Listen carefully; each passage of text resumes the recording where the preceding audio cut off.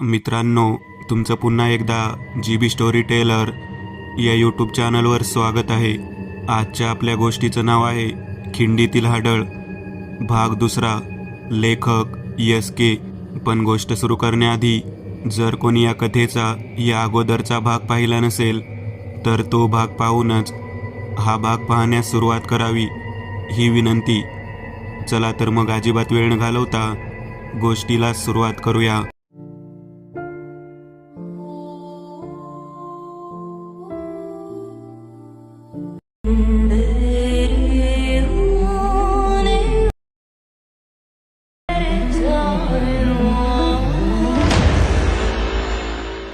कुत्सित हसण्याचा आणि तोच घोगरा आवाज पत्र्यांवरून आला तसं सगळ्यांच्या नजरा घाबरतच वर गेल्या. पण तिथं पुन्हा काहीच नाही दिसलं. तसा सन्या, मला नाही थांबायचं इथं, मी चाललो, असं म्हणत आत पळत सुटला. आणि असंच आम्ही सगळे पण लहान मुलांसारखे आतमध्ये आलो. आम्ही जसं उठून आतल्या बाजूला धावत निघालो तसा हसण्याचा आवाज अजून वाढला होता. त्यामुळे पळताना कोणाची मागं वळून बघायची पण हिंमत झाली नाही. आम्ही डायरेक्ट आमच्या खोलीमध्ये शिरलो. सगळ्यात शेवटी विक्या होता, त्यामुळे येताना तो दार लावूनच आत आला. पण आब्याने बघितलं की बाहेरच्या खोलीची खिडकी उघडीच राहिलीये. इथं कोणाची जागेवरनं हलायची सुद्धा हिंमत होत नव्हती. आणि आब्या उठून खिडकी लावायला गेला, पण त्याचं लक्ष शेवटी बाहेरच्या बाजूला गेलंच. त्याने ते बघितलं होतं जे आम्हाला एवढा वेळ दिसलं नव्हतं. त्याचे डोळे एकदम मोठे झाले. ते जे काही होतं त्याची नजर आब्याकडे जायच्या आतच आब्याने तोंडाचा आवाजूनच घाईने खाडकन खिडकी लावून घेतली.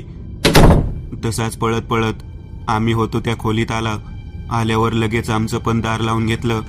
आणि तसाच थरथरत आमच्या शेजारी येऊन बसला. त्याला एवढा घाबरलेला अजून तरी कोणीच बघितला नव्हता. एवढा वेळ याची त्याची खेचणारा आब्या अक्षरशः टनाटना उडत होता. रडावं की काय करावं त्याला कळत नव्हतं. काय झालं म्हणून आम्ही विचारत होतो, पण त्याचं लक्ष दरवाजावरच होतं. त्याला कप्यानी गदागदा हलवलं तसा तो थोडा सावरला आणि आमच्याकडे बघून बोलला, मी बघितलं तिला. आज आपलं काही खरं नाही असं वाटतंय. आतापर्यंत गोंधळ करणारे आम्ही, साधा कोणाच्या तोंडातून हुकाचू निघत नव्हतं. सगळे आब्याकडे तू काय बोलतो याकडे लक्ष देऊन होते. आब्या, काय बघितलं तू? कोण आहे ते? मी त्याला विचारलं. तसं त्याने माझ्याकडे बघितलं आणि बोलायला सुरुवात केली. कोण आहे नाही माहीत, पण ती मानवाकडी करून खाली बघतीये आणि भोया उंच केल्यात आणि लय डेंजर हसतीये. खूप धिपाड आहे ती.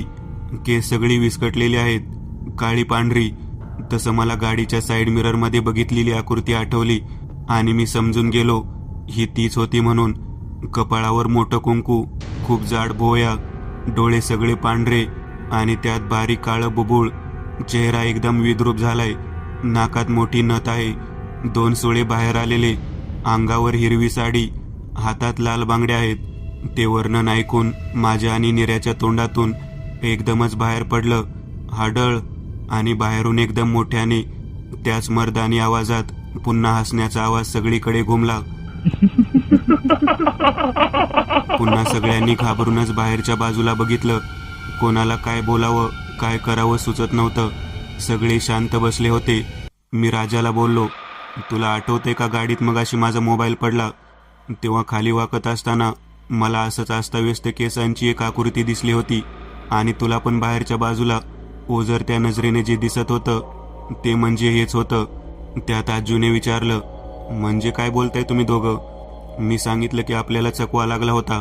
मगाशी आम्ही तुम्हाला सांगितलं नाही, नाहीतर परत येड्यात काढला असता आम्हाला तुम्ही.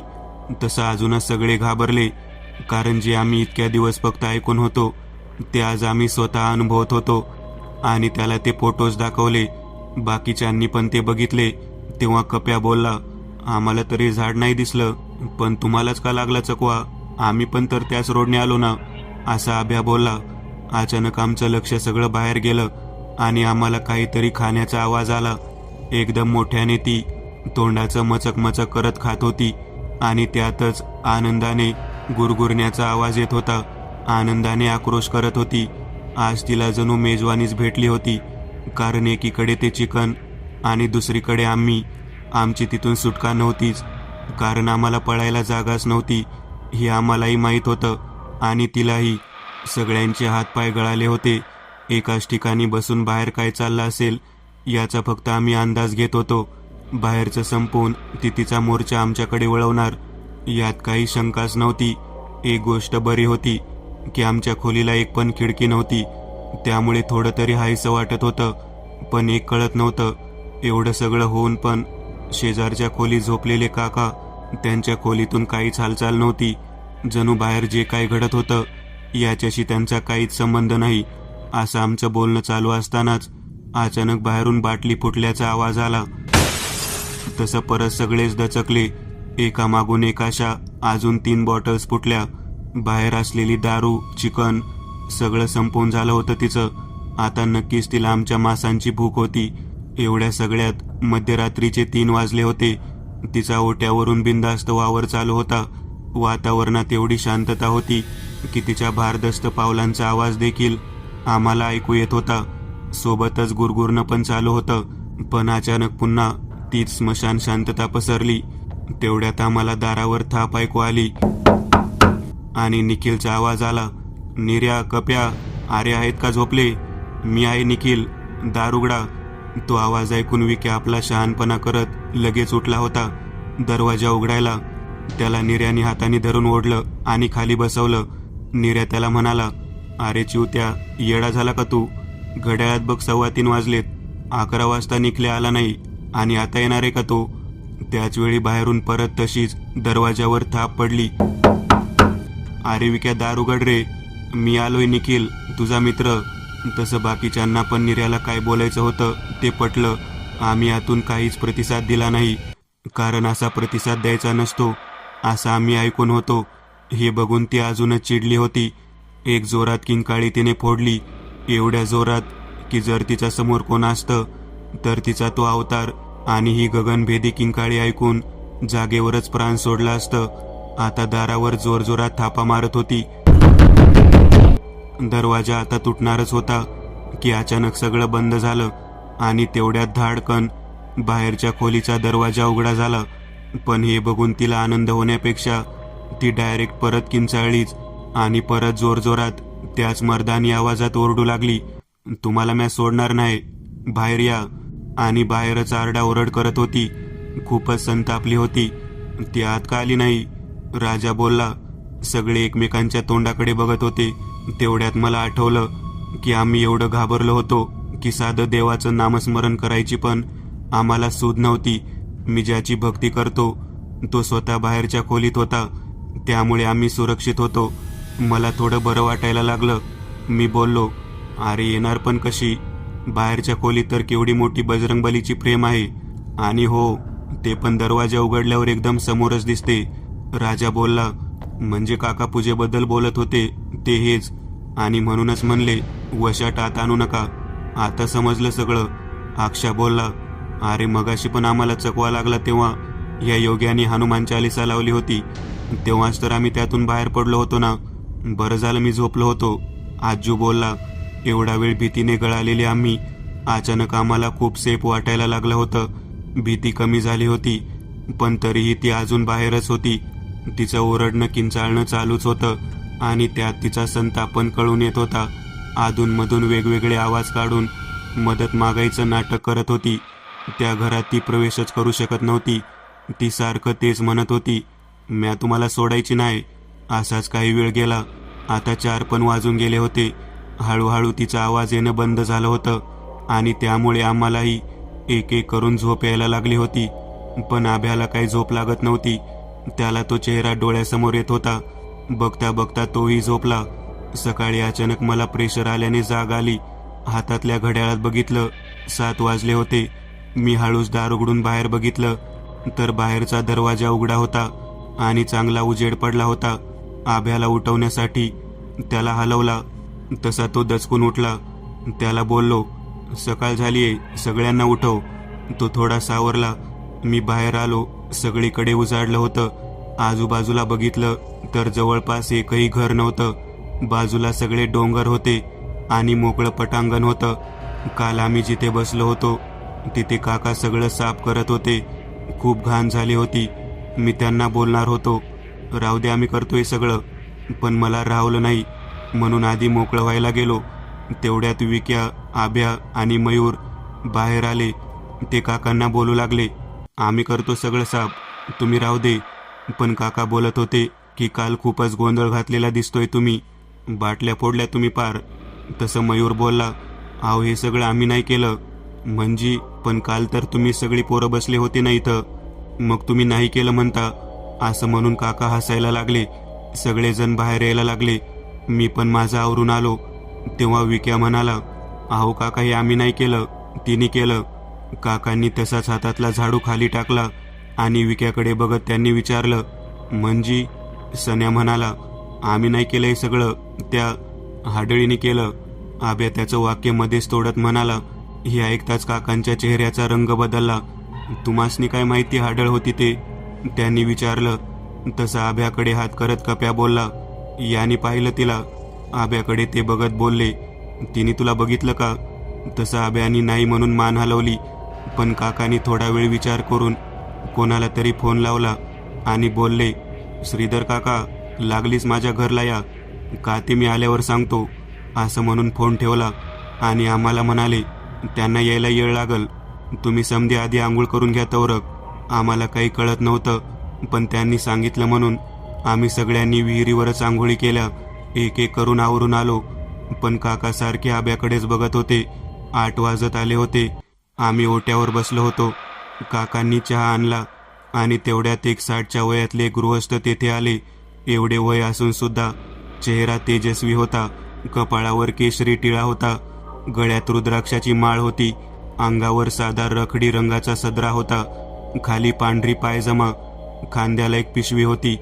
काकांनी त्यांना पण चहा दिला आणि बोलले, ही पोरं बोलत आहेत की काल इथं हाडळ आली होती म्हणून, आणि या पोरांनी तिला बघितलं, पण तो म्हणतोय की तिनं त्याला नाही बघितलं. श्रीधर काका फक्त ऐकत होते. चहा संपवून ते आमच्याकडे आले आणि त्यांनी विचारलं की नक्की काय झालं ते मला सांगा. तसं आधीपासून आम्ही सगळं सांगायला सुरुवात केली. काका मध्येच बोलले, मला एक सांगा की तुम्ही खिंडीच्या रोडने आले का? तसं सगळे एकमेकांकडे बघायला लागले. तेव्हा आम्ही बोललो, हो, तिथे बोर्ड लिहिला होता खिंडीचा रोड म्हणून. ते बोलले, ठीक आहे, तुम्हाला चकवा लागलं ते ठिकाण कोणते होते, काही आठवतंय का? तसं मी राजाला मोबाईल मागितला आणि त्यांना त्या झाडाचे फोटो दाखवणार होतो, पण त्यात काहीच नव्हतं. त्यांना मी वर्णन करून सांगितलं, पण ते बोलले, असं कोणतेही ठिकाण या गावात नाही. त्यावर मी बोललो, मला पाण्याचा पण आवाज येत होता. तसं दुसरे काका, म्हणजे स्मशानाच्या इथला तर ओढा, असं म्हणाले. श्रीधर काकांनी फक्त होकारार्थी मान हलवली. पुढे, असं ते म्हणाले. त्यावर आम्ही झोपेपर्यंत सगळं आम्ही त्यांना सांगितलं. त्यावर आभ्याला बोलावलं.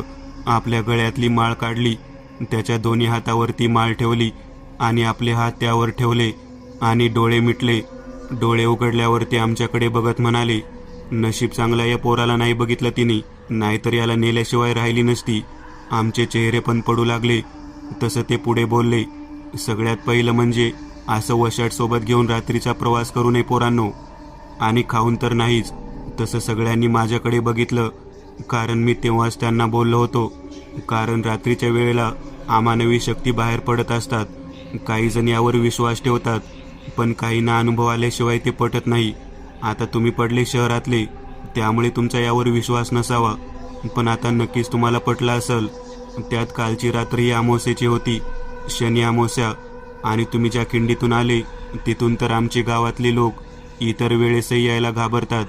त्यात तुमच्यासोबत वशाट आणि दारू पण होती. ते माझ्याकडे बघत म्हणाले, त्यात तुमच्या गाडीत मांस असल्यामुळे तो चकवा फक्त तुम्हालाच लागला, पण तुमचं नशीब चांगलं म्हणून तुम्ही त्यातून सुटला. आणि इथलं म्हणाल तर मागच्या शनिवारीच आम्ही हनुमानाची पूजा इथे घातली होती आणि तो फोटो लावला होता. बरं झालं की तुम्ही वेळेवर आतल्या बाजूला पळ काढलात, त्यामुळे वाचलात. आणि त्या हाडळबद्दल विचाराल तर तिचं अस्तित्व तेथेच आहे ज्या खिंडीतून तुम्ही इथे आले. काही वर्षांपूर्वीची गोष्ट आहे. तेव्हा मी शिक्षणासाठी बाहेर होतो. त्यावेळी त्या खिंडीमध्ये दरोडेखोर असायचे, पण तरीही दिवसा लोक तिथून ये जा करायची. एके दिवशी सावकाराची पोरगी रत्ना आणि त्याचा जावई आनंदराव रात्रीच्या वेळी त्या खिंडीतून गावाकडे येत होते. आता सावकाराच्या पोरीला म्हणजे रत्नाला शहराकडे राहत असल्यामुळे याबद्दल काही माहिती नव्हती. त्यामुळे त्या रात्री दरोडेखोरांनी त्यांच्यावर हल्ला केला. तिच्या अंगावरचे सोने आणि त्यांचे पैसे लुटून त्यांना मारून झाडाला टांगलं. त्यावेळी रत्ना ही 3 महिन्यांची गरोदर होती. दुसऱ्या दिवशी बातमी गावात पसरली. तेव्हा सगळे त्यांना बघायला तिथे गेले आणि पोलिसांना दरोडेखोरांना पकडायला सावकाराने सांगितले. पण 4 ते 5 दिवसांनी त्याच ठिकाणी त्या 4 दरोडेखोरांना खूप वाईट पद्धतीने मारून कोणीतरी तसाच लटकवलं होतं. त्यानंतर त्या जागेवर रत्नाचं भूत असल्याचं काही जणांना दिसल्याचं सांगत होते. म्हणून त्या रोडनी जास्त कोणी ये जा करत नाही. पण काल अमावस्या असल्याकारणाने तिने तुमचा पाठलाग केला. वेळ आली पण काळ आला नव्हता. त्या बजरंगबलीची कृपा म्हणून वाचलात. भूत पिशाच निकट नाही यावे, महावीर जब नाम सुनावे. त्याचं बोलणं झाल्यावर आम्ही किती मोठ्या संकटातून वाचलो हे आम्हाला कळालं होतं आणि अद्दलही घडली होती की पुन्हा अशी चूक करायची नाही. त्यांचा आशीर्वाद घेऊन आम्ही पुन्हा अशी चूक करणार नाही असं बोललो आणि त्यांना परत जायच्या वाटेबद्दल विचारलं. तेव्हा त्यांनी काळजी करू नका म्हणत आमच्या सगळ्यांच्या कपाळावर एक टिळा लावला आणि काही काळजी करू नका, तुम्हाला आता तिचा त्रास होणार नाही असं म्हणून आशीर्वाद दिला. 9:30 वाजले होते. इतक्यात निखिल पण तिथे आला. असं सगळे जमलेले बघून त्याने विचारलं, काय झालं? तसं विक्या त्याला बोलला, आता नको भावा, आपल्या घरी गेल्यावर काय झालं ते सगळं सांगतो, आता आम्हाला आधी निघू दे इथून असं म्हणला. तसं बाकीचे हसायला लागले. त्याच्यासोबत सहजच गप्पा मारत आम्ही सगळं आवरून परतीच्या वाटेला निघालो. मी एक नवीन चॅनल ओपन करत आहे. त्यावर तुम्हाला ॲनिमेटेड हॉरर स्टोरीज पाहायला मिळतील. त्या चॅनलची लिंक या व्हिडिओच्या डिस्क्रिप्शनमध्ये दिलेली आहे. चॅनलला सबस्क्राईब करायला विसरू नका. मित्रांनो, आज पुरतं एवढंच. तुम्हाला जर काही गोष्ट आवडली असेल तर नक्की लाईक करा. तुमच्यापैकी बरेचसे जण व्हिडिओ लाईक न करताच पळून जातात. पण हा जर व्हिडिओ तुम्ही लाईक केला तर मला जरा बरं वाटेल आणि असेच भारी भारी व्हिडिओ बनवायची माझ्यात एनर्जी येईल. त्यामुळे नक्की लाईक करा आणि अजूनही कोणी या चॅनलला सबस्क्राईब केलेलं नसाल तर लगेच सबस्क्राईब करून टाका आणि बाजूची घंटी ती मात्र दाबायला विसरू नका.